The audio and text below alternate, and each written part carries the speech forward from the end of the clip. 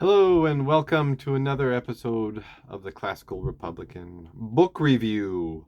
But I'm going to split this book into two parts because it's Republicanism by Pettit, a theory of freedom and government. Okay, this is it, the book that was so influential in Spain and other places. So the book is divided into two parts, and I'm going to do two parts on that. The first part is really a lot about theory. So the first part is Republican freedom, and the second part is Republican government. So part one is chock full of history and political philosophy. He defines Republican freedom as non-domination as opposed to freedom as non-interference.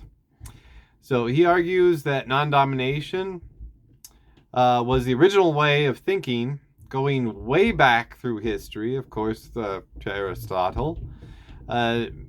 Non-interference was a creation by classical liberal thinkers. So think Hobbes and Locke. He defines domination with three aspects.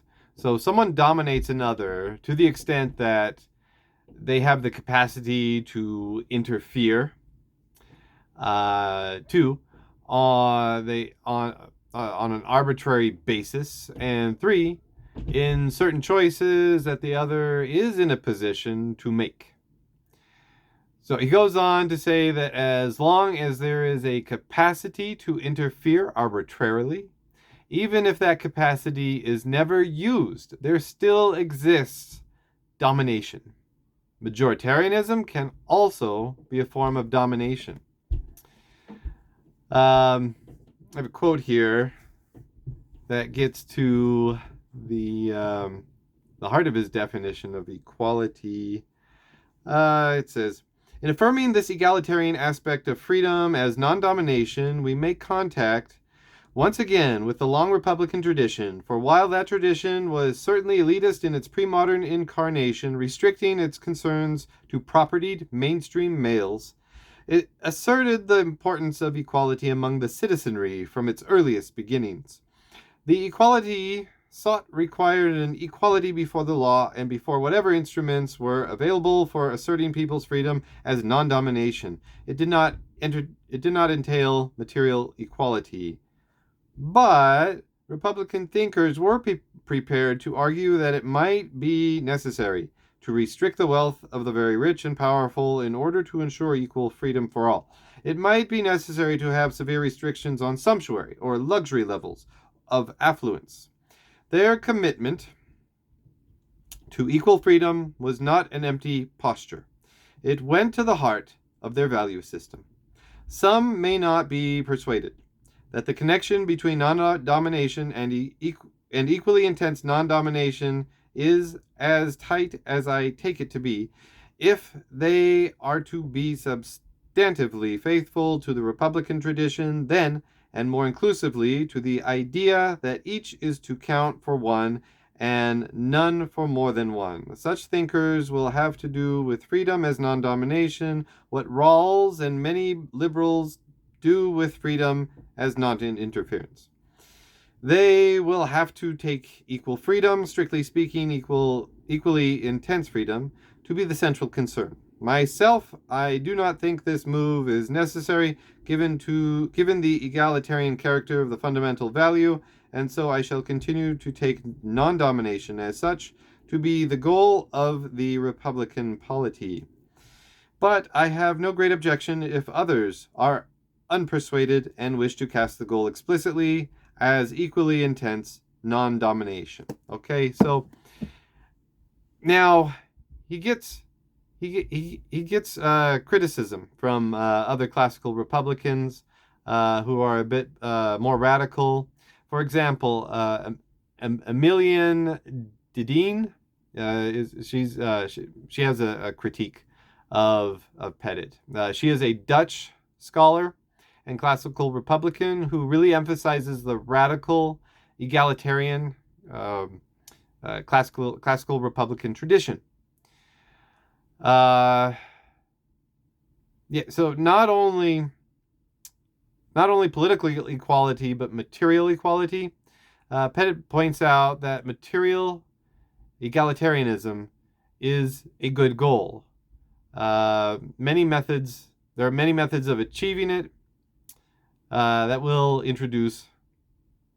may introduce domination. So that's something to fear. Now, Dedeen says that there is a that Pettit and even Quentin Skinner are ignoring the source material. And I would disagree that he's not ignoring it. Well, first of all, Quentin Skinner there's a lot that he doesn't talk about. I mean, he talks about non-domination. He doesn't really talk about the mixed regime or other mechanics for implementing a regime that would enforce non-domination. But then Pettit, I don't think he's ignoring it either, because he does quote from Harrington, and goes back to classical examples. Now, you have the example of Sparta, and Sparta is they have enforced equality, material equality, but that's really at the beginning. And then over their they last 7, 8, 9 centuries of Sparta, and they by the end they are not as equal as they were in the beginning, because originally there was a redistribution of everything under Lycurgus.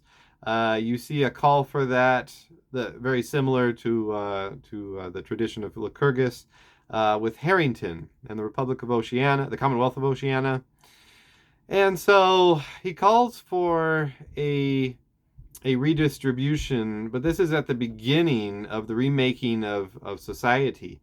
It's not explicitly stated that there's a revolution or a civil war, but that's what that's a setting for what Harrington is writing about. It's the English Civil War in the middle of the 1600s. And so, because of all the chaos, it's easier to have a redistribution of everything. And so if you have a redistribution at the beginning, it's probably not so radical as Dedeen would have you believe. Okay, so that's it for part 1. If you like that, if you want to hear more, please like and subscribe. You can contribute on Patreon, or you can share these videos in my channel. So let us uphold the mixed regime and oppose domination, arbitrary domination. Long live the Republic.